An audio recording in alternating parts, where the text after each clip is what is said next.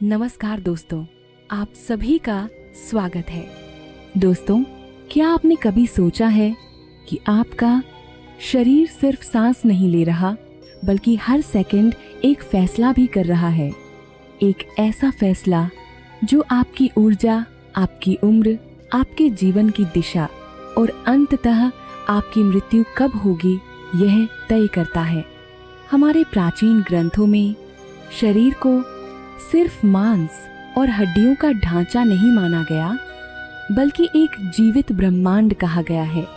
ऋषियों के अनुसार मनुष्य के सिर के भीतर मस्तिष्क में तालू के ठीक ऊपर एक सूक्ष्म केंद्र होता है, जिसे चंद्रमंडल कहते हैं, जहां से निरंतर एक विशेष ऊर्जा उत्पन्न होती है। यह कोई साधारण ऊर्जा नहीं, बल्कि वही शक्ति है जो शरीर को युवा, जागरूक और जीवित रखती है। लेकिन समस्या ये है कि हम इस ऊर्जा को संभालना नहीं जानते। यह ऊर्जा धीरे धीरे नीचे की ओर बहती है और हमारी नाभि में स्थित सूर्यमंडल यानी हमारी जठरा अग्नि में जाकर खुद ही नष्ट हो जाती है। और फिर हम हैरान होते हैं कि थकान क्यों बढ़ रही है, चेहरे की चमक क्यों जा रही है, मन क्यों भारी रहने लगा है। शास्त्र कहते हैं, बुढ़ापा उम्र से नहीं, ऊर्जा के अपव्यय से आता है। शास्त्रों के अनुसार यही वह कारण है जिससे हम बूढ़े होते हैं, हमारे चेहरे पर झुर्रियां आती हैं और अंत में हम मृत्यु को प्राप्त होते हैं। जरा सोचिए, वह ऊर्जा शक्ति जिसे हमें सशक्त बनाने के लिए रचा गया था, यदि वह भीतर ही भीतर स्वयं नष्ट हो जाए तो परिणाम क्या होगा? क्या यही अंत है? नहीं, यह कहानी यहाँ खत्म नहीं होती, क्योंकि योग और तंत्र में एक ऐसी प्रक्रिया बताई गई है जिससे इस बहती हुई ऊर्जा को संरक्षित किया जा सकता है। अगर यह प्रक्रिया समझ में आ जाए तो शरीर सिर्फ जीवित नहीं रहता, बल्कि सच में जागृत हो जाता है। सवाल बस इतना है, क्या हम इसे जानने के लिए तैयार हैं? क्या सच में शरीर के भीतर कोई ऐसा छुपा हुआ तंत्र है जिसे सक्रिय करने पर यह पूरी प्रक्रिया पलट सकती है? हठ योग की परंपरा में एक ऐसी ही अवस्था का उल्लेख मिलता है जिसे साधारण भाषा में नहीं समझाया गया, बल्कि संकेतों में छुपा कर रखा गया है। इसे कहा गया खेचरी, पर यह कोई आम क्रिया नहीं और न ही हर किसी के लिए। प्राचीन योगियों ने इसे साधारण मुद्राओं की सूची में नहीं रखा, बल्कि इसे राजा की उपाधि दी है। क्यों? क्योंकि उनके अनुसार यह वह अवस्था थी जहां साधक बाहरी संसार से नहीं, बल्कि अपने ही भीतर मौजूद स्रोत से जुड़ता है। ग्रंथों में कहा गया है कि यह वही अनुभव है जिसे प्रतीकात्मक रूप से सोम कहा गया। एक ऐसी अनुभूति जिसे शब्दों में बांधना मुश्किल है, लेकिन यहाँ एक चेतावनी भी दी गई है। यह ज्ञान जितना आकर्षक है, उतना ही संवेदनशील भी। इसी कारण हजारों वर्षों तक इसे सार्वजनिक नहीं किया गया। ना गुरुओं ने इसे आसानी से बताया, ना ग्रंथों ने इसे सीधे समझाया। हठयोग प्रदीपिका में एक बहुत सख्त तुलना दी गई है। इस विद्या को वैसे ही छुपाकर रखना चाहिए जैसे कोई व्यक्ति अपनी सबसे मूल्यवान वस्तु या अपने सबसे निजी संबंध को दुनिया की नजरों से दूर रखता है, क्योंकि यह सिर्फ शरीर से जुड़ा विषय नहीं है। यह प्रकृति की सामान्य दिशा के विपरीत जागरूकता को मोड़ने का विज्ञान माना गया और शायद इसी वजह से इसे गुप्त कहा गया और कुछ परंपराओं में निषिद्ध भी। तो असली सवाल ये नहीं है कि यह क्या है, सवाल ये है कि क्या हर कोई इसे समझने के लिए तैयार होता है। शास्त्रों में मानव शरीर को कभी एक साधारण जैविक संरचना नहीं माना गया। ऋषियों के लिए यह शरीर एक चलता फिरता ब्रह्मांड था। उनका कहना था, जो कुछ आकाश में घटता है उसका प्रतिबिंब देह के भीतर भी मौजूद है। जैसे आकाश में सूर्य और चंद्रमा दो विपरीत शक्तियां हैं, वैसे ही शरीर में भी दो ध्रुव सक्रिय रहते हैं। मस्तिष्क के ऊपरी क्षेत्र को ग्रंथों में एक विशेष नाम दिया गया, बिंदु या सोम का स्थान। यहाँ चंद्र तत्व का वास बताया गया है। चंद्र का स्वभाव है शीतलता, पोषण और प्रवाह। शास्त्रीय भाषा में कहा गया कि यहाँ से निरंतर जीवनदायी सार टपकता रहता है, एक ऐसा तत्व जो शरीर को चलाए रखता है। लेकिन ठीक इसके विपरीत ध्रुव पर नाभि के केंद्र में सूर्य तत्व स्थित है। यह वही अग्नि है जो पचाती है, बदलती है और अंततः सब कुछ खपा देती है और यहीं से जन्म लेती है सबसे बड़ी विडंबना। ऊपर से जीवन बहता है और नीचे बैठी अग्नि उसे तुरंत निगल लेती है, जैसे कोई रेत की घड़ी उल्टी चल रही हो। जब तक यह प्रक्रिया चलती रहती है, शरीर सक्रिय रहता है, लेकिन हर क्षण समय भी समाप्त होता जाता है।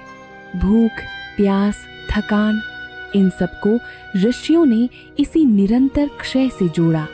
तभी एक प्रश्न उठा, क्या यह प्रवाह बदला जा सकता है? क्या अग्नि की दिशा पर नियंत्रण संभव है? ग्रंथों का उत्तर था, सैद्धांतिक रूप से हाँ। और उसी संदर्भ में एक विशेष अवस्था का उल्लेख मिलता है जिसे प्रतीक रूप में खेचरी कहा गया है। यह केवल शरीर की क्रिया नहीं बल्कि चेतना की स्थिति मानी गई है। ग्रंथों की भाषा में कहा गया, जो साधक अपनी जीभ को उल्टा करके कपाल कुहर में ले जाकर इस बहती हुई ऊर्जा को बीच रास्ते में ही रोक लेता है, वह समय के प्रभाव से आंशिक रूप से मुक्त हो सकता है और काल यानी मृत्यु को भी धोखा दे सकता है। यह कथन प्रतीकात्मक है, लेकिन संकेत बहुत गहरा है। पर यही कहानी रुकती नहीं, क्योंकि सवाल ये नहीं कि ग्रंथ क्या कहते हैं, सवाल यह है कि इसके पीछे का तर्क क्या है। क्या यह सिर्फ रूपक है या इसके पीछे मानव शरीर की कोई वास्तविक प्रक्रिया छुपी है? अब तक हमने कथाओं और संकेतों की दुनिया में बात की। अब समय है एक कदम आगे बढ़ने का। अब हम प्रवेश करेंगे आधुनिक विज्ञान और बायोलॉजी के क्षेत्र में और देखेंगे कि इन प्राचीन प्रतीकों का मानव शरीर से वास्तविक संबंध क्या हो सकता है। अब तक जो कुछ हमने सुना वह एक प्रश्न खड़ा करता है। जिस गुफा और अमृत का जिक्र प्राचीन योगियों ने किया था, क्या वह केवल प्रतीक थे या मानव शरीर में वास्तव में उनका कोई आधार मौजूद है? इस सवाल का जवाब सोच से कहीं ज्यादा रोचक है। इसे समझने के लिए हमें शरीर को ध्यान से देखने की जरूरत है, कल्पना से नहीं, संरचना से। मानव मुख के ऊपरी हिस्से को विज्ञान में पलात कहा जाता है। इसका आगे का भाग कठोर और स्थिर होता है, एक हड्डी जैसी संरचना। लेकिन जैसे जैसे ये हिस्सा पीछे की ओर जाता है, संरचना बदल जाती है। वहाँ कठोरता समाप्त हो जाती है और एक अत्यंत कोमल, संवेदनशील परत शुरू होती है। इसी क्षेत्र को आधुनिक विज्ञान सॉफ्ट पैलेट कहता है।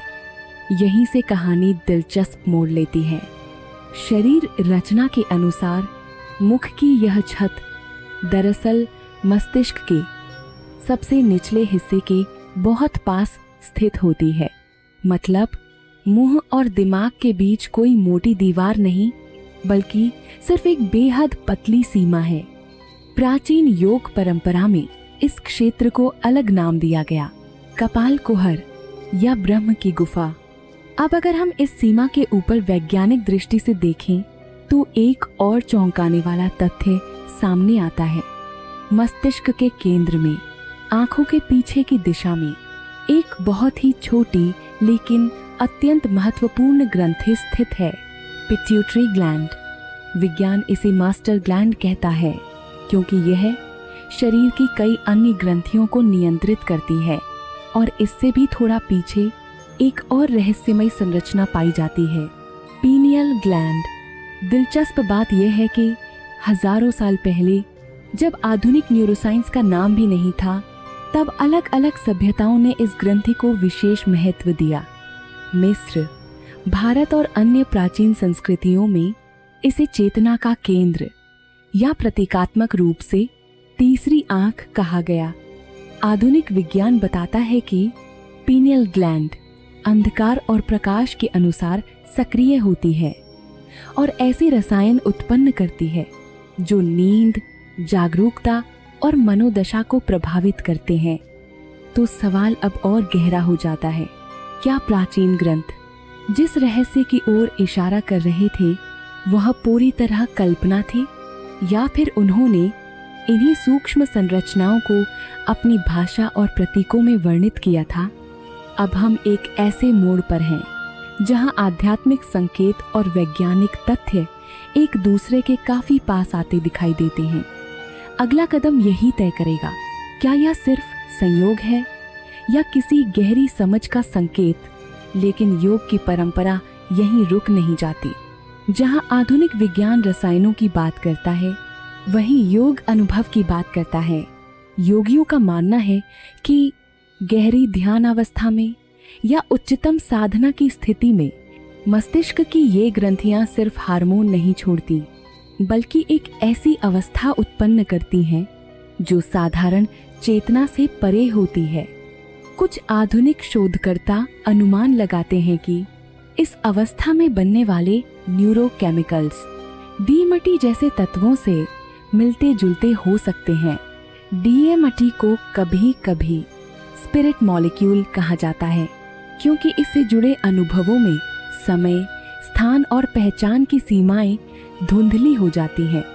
अब योग ग्रंथों की भाषा में जिसे अमृत या सोम कहा गया, संभव है वह किसी एक द्रव का नाम ना होकर इन शक्तिशाली न्यूरो हार्मोनल परिवर्तनों का प्रतीक रहा हो। ऐसे परिवर्तन जो न सिर्फ अनुभूति को बदलते हैं, बल्कि शरीर की थकान, तनाव और उम्र बढ़ने की गति को भी प्रभावित कर सकते हैं। अब यहाँ एक और रोचक सवाल उठता है, इस पूरी प्रक्रिया में जीभ का जिक्र क्यों आता है? योग के अनुसार जीभ केवल स्वाद का अंग नहीं है, यह शरीर के नर्वस सिस्टम से गहराई से जुड़ी हुई है, विशेष रूप से वेगस नर्व से, जो दिल, सांस और भावनात्मक स्थिति को प्रभावित करती है। प्राचीन ग्रंथ गले के पीछे के क्षेत्र को एक संवेदनशील केंद्र मानते हैं।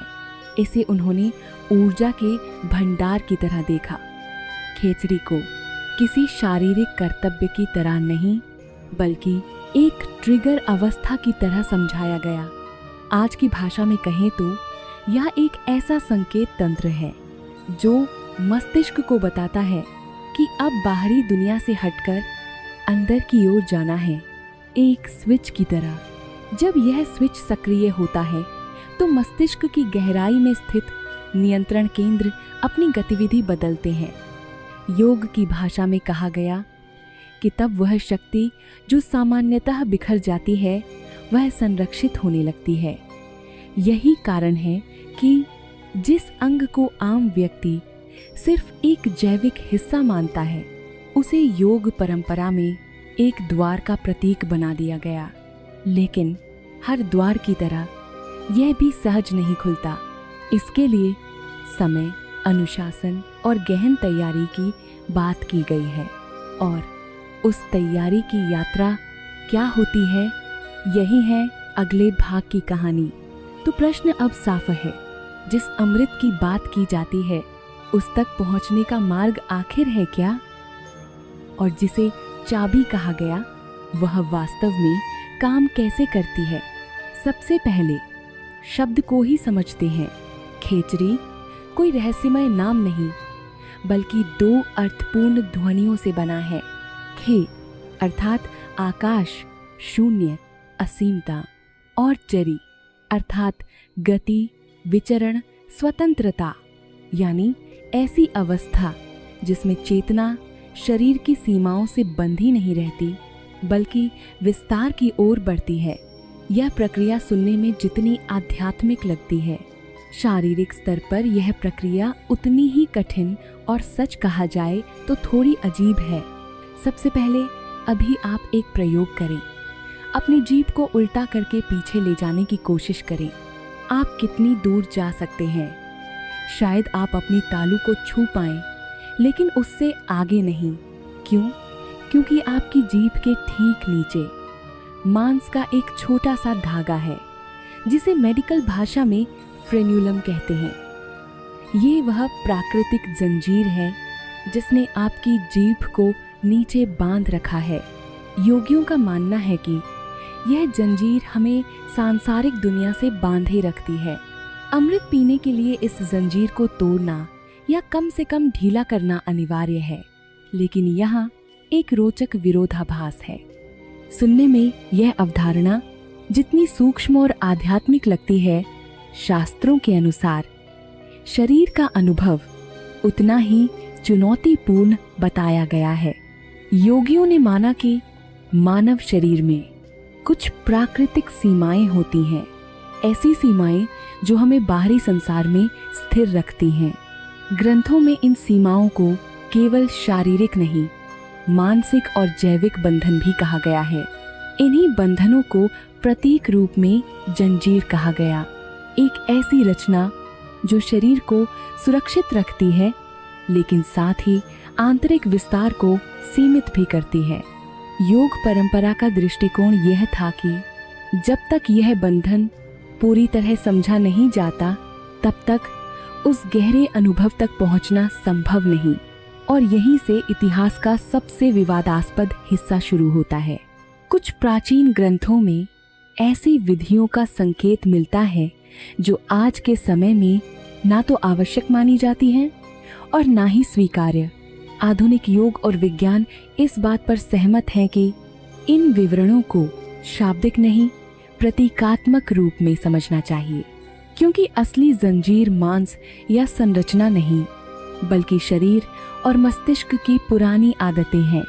और असली चाबी किसी शारीरिक बदलाव में नहीं, बल्कि तंत्रिका तंत्र, श्वास और जागरूकता के गहरे संतुलन में छुपी है। यही कारण है कि समय के साथ इस विद्या की व्याख्या बदली। जहां पहले इसे शरीर से जोड़ा गया, आज इसे चेतना की अवस्था के रूप में देखा जाता है। तो अगला सवाल ये नहीं है कि क्या किया जाए, असली सवाल यह है, क्या इस पूरी परंपरा को आज की समझ में नए तरीके से पढ़ा जा सकता है? और क्या वही चाबी आज भी मौजूद है, लेकिन एक अलग रूप में? यहीं से कहानी एक नया मोड़ लेती है। प्राचीन हठयोग के ग्रंथ जैसे हठयोग प्रदीपिका में एक बहुत ही उग्र तरीका बताया गया है। इसे छेदन कहा जाता है।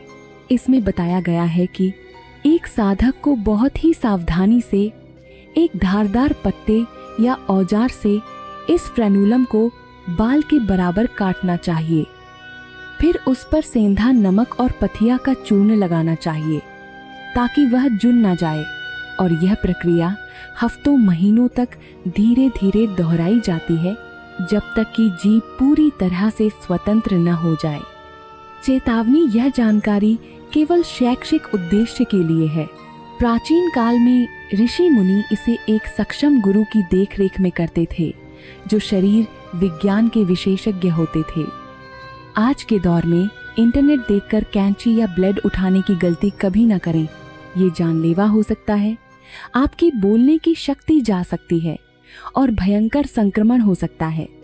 दिलचस्प बात यह है कि योग परंपरा केवल एक ही मार्ग की बात नहीं करता। कुछ कठोर तरीकों के अलावा ग्रंथों में एक दूसरा दृष्टिकोण भी मिलता है, जो संयम, धैर्य और अहिंसा पर आधारित है। कई यौगिक और क्रिया परंपराओं में इसे परिवर्तन का मार्ग कहा गया है, ना कि हस्तक्षेप का। यह विचार इस सिद्धांत पर टिका है कि शरीर को तोड़ा नहीं जाता, बल्कि समय के साथ ढाला जाता है। इसमें जीभ को काटा नहीं जाता, बल्कि उसे एक रबर की तरह धीरे धीरे धैर्यपूर्वक खींचकर लंबा किया जाता है। जैसे ग्वाला गाय का दूध निकालता है, वैसे ही जीभ को प्रतिदिन खींचा जाता है। इसे दाएं बाएं घुमाया जाता है। इसी रूपक का प्रयोग योगियों ने भी किया। उनके अनुसार कुछ प्रक्रियाएं दिनों या महीनों में नहीं, बल्कि वर्षों में फल देती हैं। यह एक ऐसी यात्रा मानी गई जहां परिणाम से ज्यादा धैर्य को महत्व दिया जाता है। धीरे धीरे अभ्यास से जीभ इतनी लंबी और लचीली हो जाती है कि वे माथे को छू सकती है। और फिर वह दिन आता है जब जीभ उस कौवे या छोटी जीभ के पीछे खिसक जाती है। यही वह क्षण है जब द्वार खुलता है। कल्पना कीजिए, जीभ अब मुंह में नहीं है, वह गले के ऊपर नाक के पिछले हिस्से में प्रवेश कर चुकी है। यह वही जगह है जिसे कपाल कुहर कहते हैं। यहाँ पहुंचकर जीभ एक बहुत ही महत्वपूर्ण काम करती है। वह एक कॉर्क या ढक्कन बन जाती है।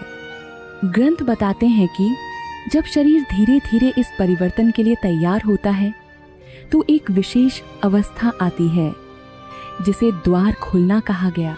यह द्वार कोई भौतिक दरवाजा नहीं बल्कि अनुभव की सीमा है। एक ऐसा क्षण जब ध्यान, श्वास और तंत्रिका तंत्र एक साथ तालमेल में आ जाते हैं।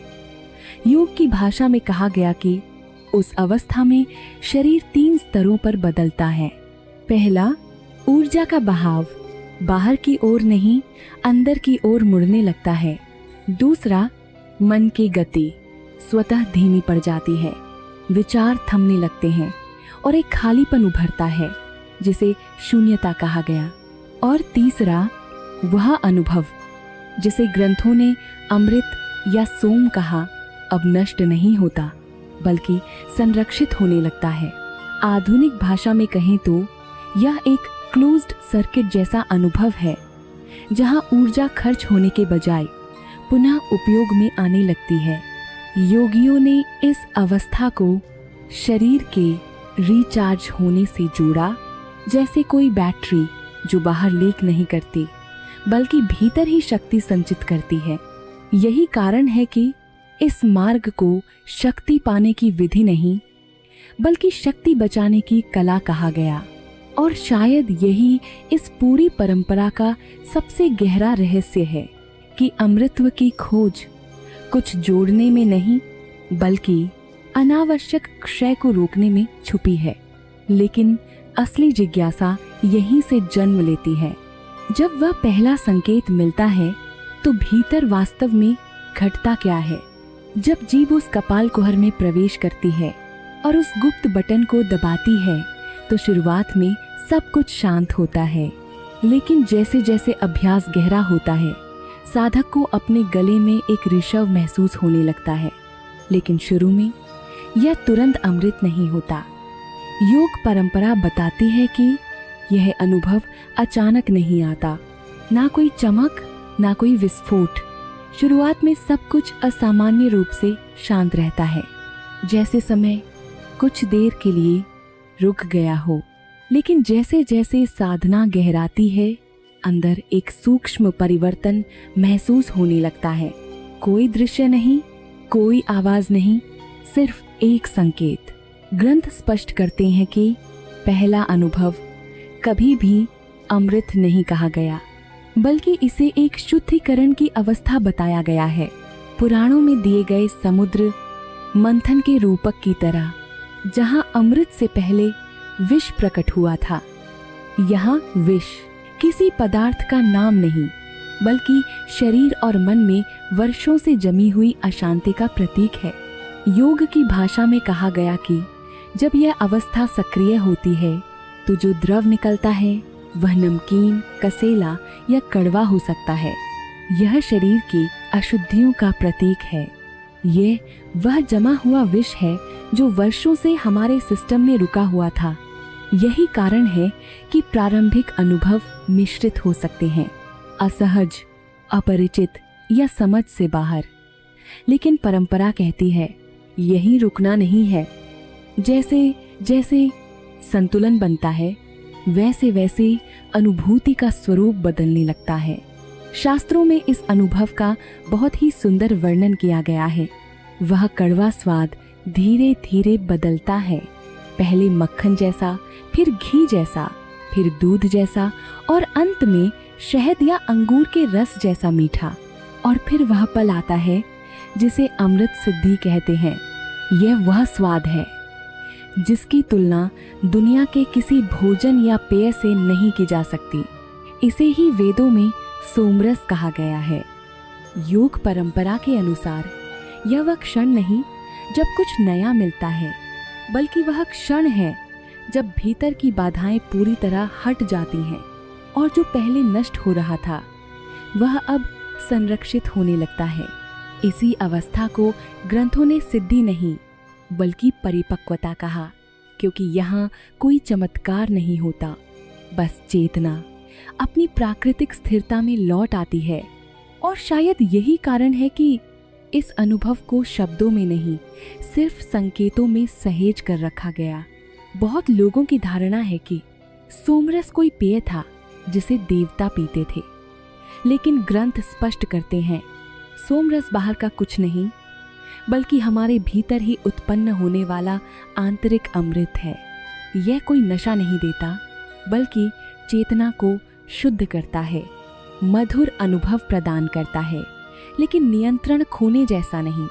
परंपरा बताती है कि जब योगी इस अनुभव तक पहुंचता है तो उसके शरीर और मन में गहरा और स्थायी संतुलन आता है। ग्रंथों में लिखा है, न भूख, न प्यास, न आलस्य, न नींद की आवश्यकता, अर्थात शरीर की मूल आवश्यकताएं स्वयं ही नियंत्रित होने लगती हैं। अब विज्ञान की दृष्टि से सोचें, हमें भूख क्यों लगती है? क्योंकि हमारी ऊर्जा लगातार खर्च हो रही होती है और हम उसे बाहरी स्रोत से पूरा करते हैं। लेकिन जब शरीर की आंतरिक ऊर्जा संतुलित और संचालित होती है तो बाहरी ईंधन की आवश्यकता घट जाती है। यह स्थिति कोई जादू या चमत्कार नहीं है, बल्कि शरीर और मस्तिष्क के संतुलित ऊर्जा प्रवाह का परिणाम है। प्राचीन योगियों ने इसे ऊर्जा का पुनर्चक्रण कहा, एक ऐसी अवस्था जहां ऊर्जा बाहर न जाए बल्कि भीतर ही संचित और पुनः उपयोग में आ जाए। यही रहस्य है कि क्यों कुछ साधक हफ्तों या महीनों तक सघन ध्यान और समाधि में रह सकते थे, बिना बाहरी भोजन, पानी या सांस के साधारण दबाव के। ग्रंथ इसे शरीर और चेतना के सर्वोच्च सामंजस्य के रूपक के रूप में बताते हैं। आधुनिक विज्ञान इसे सस्पेंडेड एनिमेशन या हाइबरनेशन के रूपक में समझ सकता है। जैसे भालू सर्दियों में धीरे धीरे अपनी ऊर्जा का उपयोग कम कर देते हैं, ठीक वैसे ही कुछ योगिक परंपराओं में साधक अपनी ऊर्जा प्रवाह को नियंत्रित करते हैं। लेकिन मुख्य अंतर यह है कि यह केवल शारीरिक नहीं होता, सच्चा अनुभव मानसिक होता है। जब आंतरिक ऊर्जा का संतुलन पूरा होता है, मस्तिष्क में एक अलग अवस्था उत्पन्न होती है। ग्रंथों ने इसे उन्मनी अवस्था कहा, एक ऐसी स्थिति जहां विचारों का शोर थम जाता है, भूत या भविष्य की चिंता गायब हो जाती है। यह कोई नशा नहीं, कोई बाहरी अनुभव नहीं, बल्कि चेतना का स्वाभाविक उच्चतम स्तर है। परंपरा बताती है कि इस अवस्था में साधक की बाहरी उपस्थिति वही रहती है, लेकिन आंतरिक दृष्टिकोण पूरी तरह बदल जाता है। मन और शरीर के बीच सामंजस्य ऐसा बन जाता है कि ऊर्जा अपने भीतर ही घूमती रहती है। ग्रंथों में कहा गया है, यह संतुलन शरीर में एक प्रकार की आभा या प्रकाश उत्पन्न करता है। यह कोई सौंदर्य प्रसाधन या लोशन नहीं दे सकता, बल्कि यह ऊर्जा और चेतना का प्राकृतिक प्रभाव है। और इस अवस्था में साधक अपने अनुभव के कारण बाहरी खतरों या तनावों से अप्रभावित महसूस करता है। यह शक्ति चमत्कार या जादू नहीं, बल्कि अंदरूनी संतुलन और जागरूकता का परिणाम है। खेचरी मुद्रा लगाने वाला योगी अपनी सांसों की गति और दिल की धड़कन को इतना धीमा कर देते हैं कि काल का उन पर कोई असर नहीं होता। वे समय को रोक देते हैं। सुनने में ये जादुई लगता है, लेकिन असल में यह हमारी ही छिपी हुई संभावनाओं का फल है। योग परंपरा के अनुसार यह वह क्षण नहीं जब कुछ नया मिलता है, बल्कि वह क्षण है जब भीतर की बाधाएं पूरी तरह हट जाती हैं और जो पहले नष्ट हो रहा था वह अब संरक्षित होने लगता है। इसी अवस्था को ग्रंथों ने सिद्धि नहीं बल्कि परिपक्वता कहा, क्योंकि यहाँ कोई चमत्कार नहीं होता, बस चेतना अपनी प्राकृतिक स्थिरता में लौट आती है। और शायद यही कारण है कि इस अनुभव को शब्दों में नहीं, सिर्फ संकेतों में सहेज कर रखा गया। बहुत लोगों की धारणा है कि सोमरस कोई पेय था जिसे देवता पीते थे, लेकिन ग्रंथ स्पष्ट करते हैं सोमरस बाहर का कुछ नहीं, बल्कि हमारे भीतर ही उत्पन्न होने वाला आंतरिक अमृत है। यह कोई नशा नहीं देता, बल्कि चेतना को शुद्ध करता है, मधुर अनुभव प्रदान करता है, लेकिन नियंत्रण खोने जैसा नहीं। परंपरा बताती है कि जब योगी इस अनुभव तक पहुंचता है तो उसके शरीर और मन में बस अपने रोजमर्रा के जीवन में छोटे छोटे बदलाव करने से ऊर्जा और ध्यान में फर्क आ सकता है।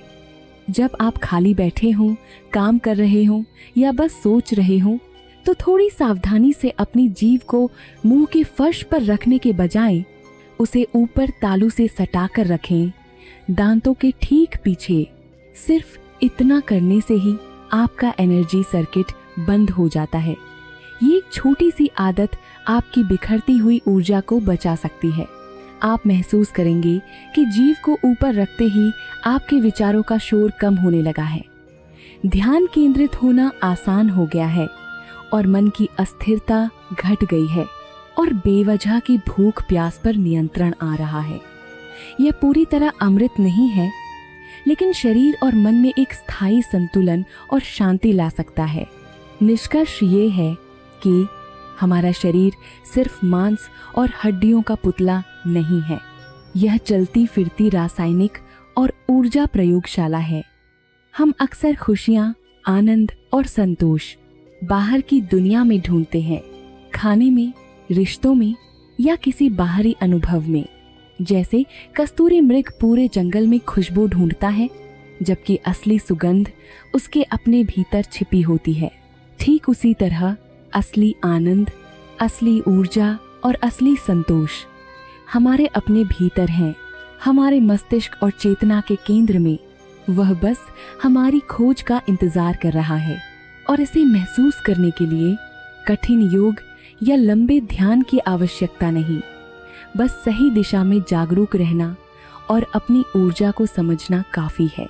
दोस्तों, ये ज्ञान केवल कठिन मुद्राओं या असंभव अभ्यासों का नाम नहीं है। यह बताता है कि हमारे शरीर और मस्तिष्क में ऊर्जा का एक परिपूर्ण संतुलन मौजूद है और इस संतुलन को साधकर हम संतोष, ध्यान और मानसिक स्पष्टता पा सकते हैं। सोमरस या अमृत केवल प्रतीक नहीं है, यह हमारी आंतरिक ऊर्जा, शांति और खुशी का रूपक है। ग्रंथों ने इसे इस तरह छुपाया कि केवल वही व्यक्ति इसे अनुभव करे जो सही दिशा में अपनी चेतना को मोड़ता है। लेकिन आधुनिक जीवन में हम भी छोटी छोटी आदतों और जागरूक अभ्यासों के माध्यम से इस ऊर्जा को महसूस कर सकते हैं। यह अभ्यास कठिन या खतरनाक नहीं, बस अपने ध्यान, सांस और मानसिक एकाग्रता की दिशा बदलना है। जैसे जैसे हम अपनी ऊर्जा और चेतना को समझते हैं, हम अनुभव करते हैं विचारों का शोर कम होना है। यानी असली अमृत, असली सोमरस हमारे भीतर ही है, हमारे मस्तिष्क और चेतना के केंद्र में, हमारे रोजमर्रा के अनुभवों में छुपा हुआ प्रतीक, जो केवल साक्षात्कार और जागरूकता से मिलता है। तो अगली बार जब आप सांस लें, जब आप खाली हों या काम कर रहे हों, याद रखिए, आप सिर्फ सांस नहीं ले रहे, आप अपने भीतर की शक्ति, अपनी चेतना और अपनी संभावनाओं का अनुभव कर रहे हैं। और यही असली रहस्य है। बाहर की दुनिया में कुछ खोजने की जरूरत नहीं, आपके भीतर ही सब कुछ मौजूद है। सिर्फ जागरूक रहें, अनुभव करें और अपने शरीर और मस्तिष्क के इस अद्भुत चमत्कार का सम्मान करें।